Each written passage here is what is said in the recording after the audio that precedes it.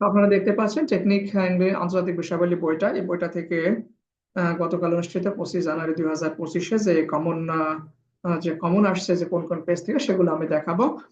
আর তার আগে একটু দেখে আসি, এটা আমি একটু আগেও দেখিয়েছি যে এটা হচ্ছে ঢাকা বিশ্ববিদ্যালয়ের প্রশ্ন, গতকাল অনুষ্ঠিত 25 তারিখ অনুষ্ঠিত। এখানে হচ্ছে 11টা প্রশ্ন আছে, প্রত্যেকটা প্রশ্ন এই একটা প্রশ্ন বাদে সবগুলো প্রশ্নই এখান থেকে কমন আছে এবং হুবহু কমন আছে। আপনারা আগত যে পরীক্ষাগুলো রয়েছে, ব্যাংকের বলেন, বিসিএস বলেন, কিংবা হচ্ছে তৃতীয় চতুর্থ শ্রেণীর যে কোনো নিয়োগ পরীক্ষার জন্য এই বইটা খুবই কার্যকরী হবে। বইটা হচ্ছে 300-350 পেজের বই, খুব সহজেই পড়তে পারবেন কারণ অনেক সুন্দরভাবে আমরা উপস্থাপন করেছি বইটাতে। এটা হচ্ছে কভার পেজ। এখন আমি চলে যাব যে পেজ থেকে বইতে কমন আসছে সেই পেজগুলো দেখাবো।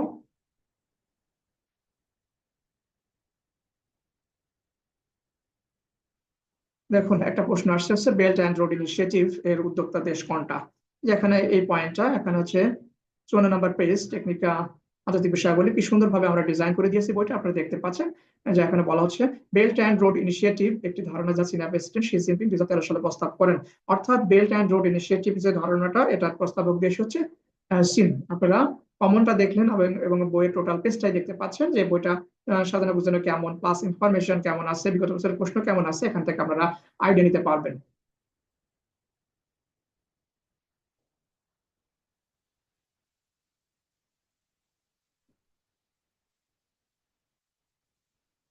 এটা হচ্ছে পরবর্তী প্রশ্ন, যেখানে বলা হয়েছে পরীক্ষায় আসছে ঢাকা বিশ্ববিদ্যালয় ইউনিটে আহ জাতিসংঘ বিশ্ববিদ্যালয় কোথায় অবস্থিত। আপনারা দেখতে পাচ্ছেন সদর দপ্তর হচ্ছে টোকিও, অর্থাৎ জাতিসংঘ বিশ্ববিদ্যালয় অবস্থিত জাপানের টোকিওতে। আনুষঙ্গিক সেট আপটা দেখুন বইয়ের। যে কোনো পরীক্ষায় এই বইটা থেকে নিশ্চিতভাবে কমন আসবে, কারণ আমরা যে এখানে টপিক বাড়িয়েছি এবং হচ্ছে বিগত বছরের প্রশ্ন বাড়িয়ে দিয়েছি। আর প্রত্যেকটা পয়েন্টের হচ্ছে গুরুত্বপূর্ণ অংশটা ছোট ছোট স্টেটমেন্টে উপস্থাপন করে দিয়েছি যাতে বুঝতে সুবিধা হয়। দুইটা গেল। 3 নাম্বার দেখুন, কালকের পরীক্ষার প্রশ্ন, মুসলিম বিশ্বের প্রথম নারী প্রধানমন্ত্রীকে। নারী প্রধানমন্ত্রী হচ্ছে বেনজির ভুট্টো। বেনজির ভুট্টো হচ্ছে প্রথম নারী প্রধানমন্ত্রী। এই প্রশ্নটা কালকে আসছে এবং টোটাল পেজ সেট আপটা দেখুন। প্রতিটা দেশ, গুরুত্বপূর্ণ প্রতিটা দেশ সম্পর্কে আলোচনা করেছে, তারপরে বিগত বছরের প্রশ্ন দিয়ে দিয়েছি। 4 নাম্বার দেখি আমরা একটু। আরেকটা প্রশ্ন আসছে যে অলিম্পিক পতাকায় 5টি বৃত্ত থাকে, 5টি রং থাকে, এই বা 5টি বৃত্ত বা রং হচ্ছে গিয়ে 5টি মহাদেশকে বোঝায়। এই দেখুন, মহাদেশকে নির্দেশ করে। এই প্রশ্নটা পরীক্ষায় আসছে এবং টোটাল পেজ সেট আপটা দেখুন। অলিম্পিক গেমস সম্পর্কে এখানে আলোচনা করা হয়েছে। অলিম্পিক গেমস এর যে পতাকার 5টা রং থাকে, সেগুলো এখানে 5টা ইউনিভার্সিটি, 5টা মহাদেশকে নির্দেশ করে, সেটা আপনারা চিত্রে দেখতে পাচ্ছেন এটা। আর টোটাল বিগত বছরের প্রশ্ন এখানে আছে অন্য পয়েন্টে, যদি এটা 4টা গেল। 5 নম্বরে আমরা দেখি ব্রিক্স। ব্রিক্স ব্রিক্স হচ্ছে বর্তমানে খুবই আলোচিত একটা সংগঠন, ব্রিক্স। এখন এটা হচ্ছে প্রথমত ছিল হচ্ছে ব্রিক, 5টা দেশ ছিল।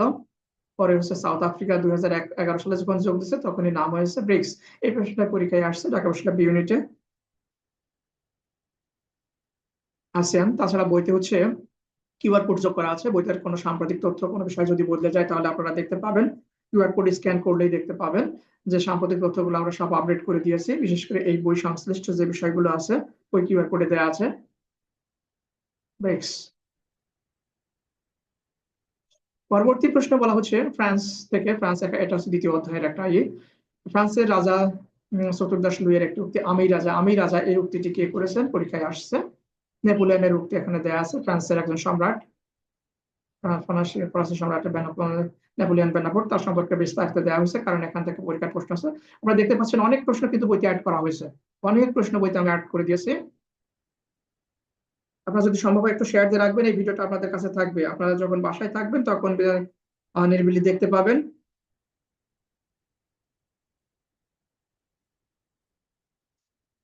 নেক্সট প্রশ্ন, মেসোপটেমিয়া সভ্যতা থেকে আসছে। মেসোপটেমিয়া সভ্যতা কোন দেশে কোথায় গড়ে ওঠে, এখানে এই প্রশ্নটা আসছে।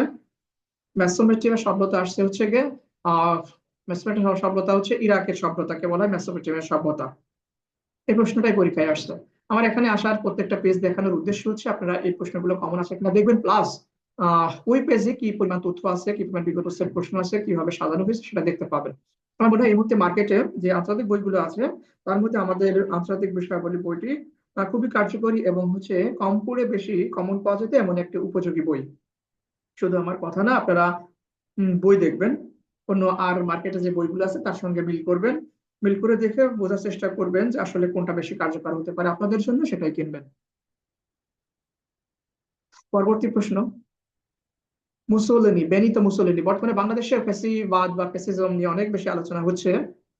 বলা হচ্ছে বিগত সরকার ছিল ফ্যাসিস্ট এরকম বলা হচ্ছে। যাই হোক, এই ফ্যাসিবাদের জনক বলা হচ্ছে, জনকটাকে ফ্যাসিবাদ শুরু করেন কি ইতালির বেনিতো মুসোলিনি, যা হচ্ছে আমার দ্বিতীয় অধ্যায় ইতালি সম্পর্কে যখন আলোচনা করেছি সেই জায়গাতে হচ্ছে এই পয়েন্টটা দেওয়া আছে, ফ্যাসিজমের প্রবর্তক হচ্ছে বেনিতো মুসোলিনি। এখানে দেখুন তার সম্পর্কে বিস্তারিত তথ্য দিয়ে দিয়েছি, কারণ এই বিষয়ে এটা থেকে পরীক্ষায় প্রশ্ন আসে। প্রত্যেকটা দেশ গুরুত্বপূর্ণ, প্রত্যেকটা দেশ সম্পর্কে আমরা আলোচনা করে দিয়েছি, আপনারা বইয়ের সঙ্গে মিল করবেন, বই দেখবেন, খুব সহজেই মনে থাকবে আশা করি। কারণ হচ্ছে গিয়ে প্রত্যেকটা প্রশ্ন যেখানে থাকার কথা সেখানে দিয়েছি, আগের প্রশ্নের সাথে পরের প্রশ্নের মিল আছে এখানে বইতে। মিশরীয় সভ্যতা থেকে একটি প্রশ্ন আসছে, বলা হচ্ছে প্রাচীন মিশরীয়রা কোন বর্ণ দিয়ে তাদের মনোভাব প্রকাশ করতো? হায়ারোগ্লিফিক এই বর্ণমালা, এখান থেকে এই প্রশ্নটা আসছে ঢাকা বিশ্ববিদ্যালয় ইউনিটে। আপনারা শুধু এই প্রশ্নটাই দেখলে হবে না, আনুষঙ্গিক সেট আপনারা দেখবেন। আনুষঙ্গিক মিশরীয় সভ্যতার যে আলোচনা, এখানে আলোচনা দেওয়া হয়েছে, পিরামিড সম্পর্কে বলা হয়েছে, গুরুত্বপূর্ণ তথ্যগুলো টেবিলে উপস্থাপন করা হয়েছে, খুব সহজেই মনে রাখতে পারবেন এমন ভাবে উপস্থাপন করে দেওয়া হয়েছে। পরবর্তী প্রশ্ন, বলা হচ্ছে ইতিহাস বিখ্যাত ট্রয় নগরী কোন দেশে অবস্থিত? এটা হচ্ছে তুরস্কে অবস্থিত, এখানে দেখতে পাচ্ছেন। তাছাড়া টেবিলে প্রত্যেকটা গুরুত্বপূর্ণ যে স্থাপনা আছে সেগুলো এখানে দেওয়া হয়েছে। ট্রয় নগরী তুরস্ক। অনেক প্রশ্ন, বিগত বছরের প্রশ্ন অ্যাড করা হয়েছে, এগুলো পড়তে হবে, প্লাস সঙ্গে যদি আলোচনা পড়েন তাহলে আর কোনো কিছু আসলে আমার মনে হয় না লাগবে। এই ছিল 10টা প্রশ্ন, যেখানে যে 10টা প্রশ্ন ঢাকা বিশ্ববিদ্যালয় ইউনিটে কমন আসছে। আর একটা প্রশ্ন ছিল যেটা কমন আসে নাই, সেটা হচ্ছে এটা, সামাজিক বিবর্তনবাদের প্রবক্তাকে? হারবার্ট স্পেন্সার, যুক্তরাজ্যের নাগরিক হারবার্ট স্পেন্সার হচ্ছে সামাজিক বিবর্তনবাদ তত্ত্বের প্রবক্তা। এখন পরবর্তী পয়েন্টে আমি দেখাবো আমাদের যে টেকনিক আন্তর্জাতিক বিষয়াবলী বইটি আছে, আপনারা দেখছেন এই কাভারটা, এই বইয়ের যে টোটাল বইটা কেমন, বইয়ের কিছু গুরুত্বপূর্ণ তথ্য আমি আমার এই ভিডিওতে আপনাদের দেখাচ্ছি। দেখুন, এটা হচ্ছে সূচিপত্র, এটা হলো সূচিপত্র। বইতে মোট 14টা চ্যাপ্টার আছে। আমি স্ক্রল করছি, আপনারা দেখবেন।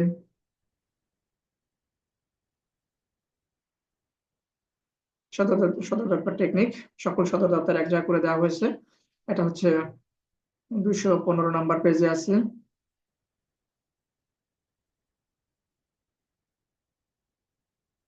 দেখতে পাচ্ছেন এই চ্যাপ্টারের নামই হচ্ছে সদর দপ্তর টেকনিক। বিভিন্ন সংস্থার সদর দপ্তর গুলো এক জায়গা করে দিয়েছে। প্রথমে বলা হয়েছে সদর দপ্তর টেকনিক 1, যেখানে যে সংস্থাগুলো সদর দপ্তর নেই সেগুলো এখানে উপস্থাপন করেছি। সদর দপ্তর টেকনিক 2, বাংলাদেশে অবস্থিত এমন প্রতিষ্ঠানগুলো সদর দপ্তর হচ্ছে একসঙ্গে করে দেওয়া হয়েছে, যে প্রতিষ্ঠানগুলো সদর দপ্তর বাংলাদেশে অবস্থিত। তারপরে রয়েছে বিগত বছরের প্রশ্ন, অনেক প্রশ্ন এখানে অ্যাড করে দিয়েছি যা নতুন আর কি।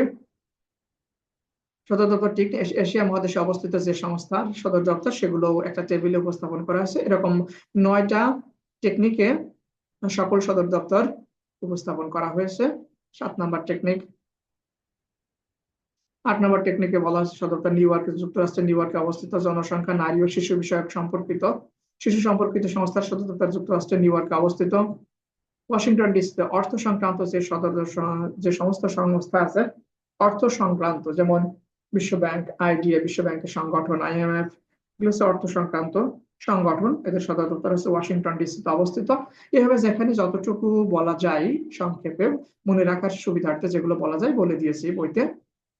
9 নম্বরে বলা হয়েছে স্বাস্থ্য, শ্রম, বাণিজ্য ও অভিবাসন সংস্থার সদর দপ্তর সুইজারল্যান্ডের জেনেভায় অবস্থিত। সুইজারল্যান্ডের জেনেভাকে বলা হয় সম্মেলনের শহর। এই শহরটাতে সদর দপ্তর রয়েছে অনেক সংস্থার, এবং সংক্ষেপে মনে রাখার জন্য কিছু ইঙ্গিত এখানে দেওয়া রয়েছে।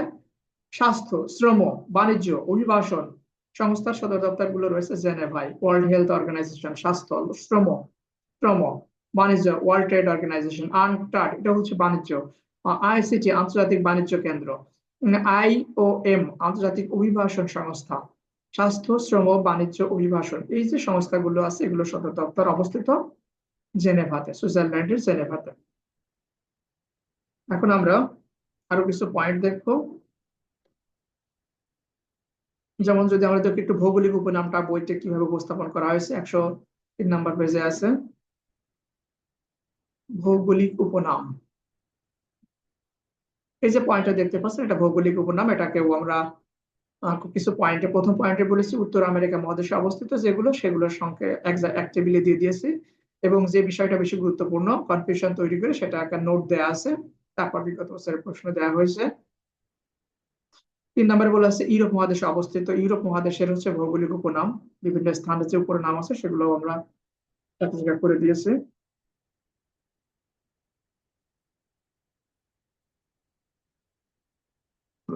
দক্ষিণ আমেরিকা মহাদেশের ভৌগোলিক উপনাম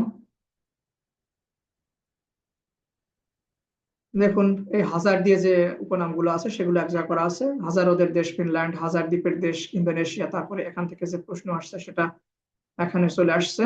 ফুল দিয়ে আছে লিলি ফুলের দেশ কানাডা, টিউলিপ ফুলের দেশ হচ্ছে নেদারল্যান্ড। টিউলিপ হলো আহ পাত্রে চাষাবাদের উপযোগী এক প্রকার পুষ্প জাতীয় উদ্ভিদ। ফুলের শহর হারারে। ফুল জাতীয় যেগুলো কথাগুলো আছে এক জায়গা করে দিয়েছি। আর আর ফুল জাতীয় যে প্রশ্নগুলো পরীক্ষায় আসছে সেগুলো এক জায়গা করা হচ্ছে। এবার চির, আমরা দেখুন, চির শান্তির শহর রোম, চির বসন্তের শহর কিটো, চির সবুজের দেশ ইকুয়েডর। আপনারা দেখতে পাচ্ছেন, আশা করি ভালো লাগবে। তারপর বইতে অনেক মানচিত্র যোগ করা হয়েছে। এখন মানচিত্র থেকে কিছু বিষয় আমি দেখিয়ে দিই।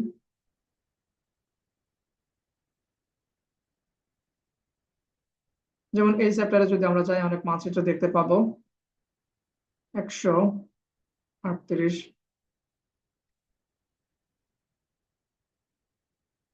দেখুন, এই যে এখানে বলা হয়েছে মহাসাগর। মহাসাগরকে দেখানো হয়েছে মানচিত্রে। প্রশান্ত মহাসাগর, প্রশান্ত মহাসাগর, মাঝখানে একটা আছে আটলান্টিক মহাসাগর, একটা ভারত মহাসাগর, উপরে রয়েছে আর্কটিক মহাসাগর। মহাসাগর মানচিত্র আপনারা দেখতে পাচ্ছেন, এবং হচ্ছে প্রত্যেকটা মহাসাগরের গুরুত্বপূর্ণ টপিক আলোচনা করা হয়েছে। তারপরে বিগত বছরের প্রশ্ন চলে এসেছে। সাগর মহাসাগর, সাগর মহাসাগর নিয়ে এখানে দেওয়া হয়েছে প্রশ্ন, প্লাস যে সাগর নিয়ে আলোচনা করা হয়েছে সেই সাগরের অবস্থান দেখানো হয়েছে। এখানে দক্ষিণ চীন সাগর, চীন থেকে দক্ষিণে অবস্থিত। এটা হচ্ছে প্রশান্ত মহাসাগরের আহ পূর্ব দিকে রয়েছে দক্ষিণ চীন সাগর। এই মুহূর্তে যারা আমার সঙ্গে যুক্ত আছেন তারা যদি এই আমার কথাগুলো শুনতে না পান তাহলে আমাকে একটু কমেন্টে জানাবেন। আর যদি ভিডিওটা ভালো লাগে তাহলে একটু কমেন্ট করবেন, প্লাস হচ্ছে গিয়ে এটা আপনার টাইম লাইনে রাখার ব্যবস্থা করবেন। যদি আপনি শেয়ার করেন তাহলে এই ভিডিওটা আপনার কাছে থেকে যাবে।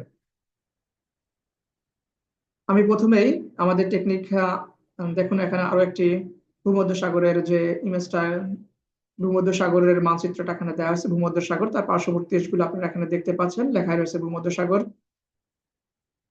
এভাবে যেখানে যে মানচিত্র দরকার সেখানে যে আমাদের বাংলাদেশ, বাংলাদেশের দক্ষিণ দিকে অর্থাৎ নিচের দিকে মানচিত্রে রয়েছে হচ্ছে বঙ্গোপসাগর। দেখতে পাচ্ছেন বঙ্গোপসাগরের তীরবর্তী দেশগুলো, এগুলো বঙ্গোপসাগর। এর থেকে দক্ষিণে রয়েছে ভারত মহাসাগর। এভাবে আপনাকে মানচিত্র দেখতে হবে এবং বইয়ের সাথে ইনফরমেশন মিলাতে হবে, ভিজুয়ালাইজ করতে হবে। আরব সাগর দেখতে পাচ্ছেন, আরব সাগরের তীরবর্তী দেশগুলো এখানে রয়েছে। তারপরে দেখতে পাচ্ছেন এডিন উপসাগর, লোহিত সাগর। যেখানে যা দরকার, যে মানচিত্র দরকার সেই জায়গাতে মানচিত্র আমরা দিয়ে দিয়েছি। আপনার মানচিত্রের জন্য আশা করি নতুন কোনো বই আহ কিনতে হবে না। মানচিত্রের জন্য কোনো ম্যাপ দরকার লাগবে না, যদি একটু দেখেন তাহলে পারবেন। এখানে দেখেন একটা বড় মানচিত্র দেওয়া রয়েছে। এটা হচ্ছে লোহিত সাগর, কি বলে, ভূমধ্যসাগর, লোহিত সাগর, এডেন উপসাগর। এখানে কোন সাগরে কোন বন্দর রয়েছে সেটা দেখানোর জন্য এই মানচিত্রটা সুন্দরভাবে অঙ্কন করা হয়েছে। মরক্কোতে রয়েছে কাসাব্লাঙ্কা বন্দর, লিবিয়াতে রয়েছে লিবিয়াতে রয়েছে ত্রিপলি বন্দর, বেনগাজি বন্দর রয়েছে লিবিয়ার। মিশরে রয়েছে পোর্ট সৈয়দ বন্দর। দেখতে পাচ্ছেন হাইফা, হাইফা রয়েছে ইসরায়েলের বন্দর। আকাবা উপসাগরের, তারপর আকাবা বন্দর রয়েছে জর্ডানের। ইয়েমেনে রয়েছে এডেন উপসাগর বা এখানে বন্দর রয়েছে, এডেন সমুদ্র বন্দর।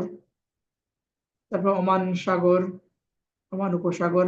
বন্দর আব্বাস রয়েছে ইরানের, বন্দর আব্বাস রয়েছে হচ্ছে পারস্য উপসাগরের তীরে। এভাবে যদি আপনারা এই বইটি দেখেন তাহলে অতিরিক্ত মানচিত্র প্রয়োজন হবে না, এই বইটা থেকেই পাবেন। প্রথম চ্যাপ্টারটা থেকে একটু কিছু কথা বলে দিই।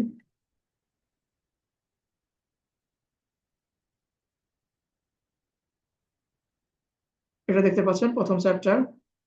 মহাদেশগুলো ভাগ করা হয়েছে, মহাদেশগুলো বেসিক তথ্য দেওয়া হয়েছে, তারপরে প্রতিটা দেশ সম্পর্কে টেবিলে তথ্য দেওয়া আছে, দেশ রাজধানী মুদ্রা।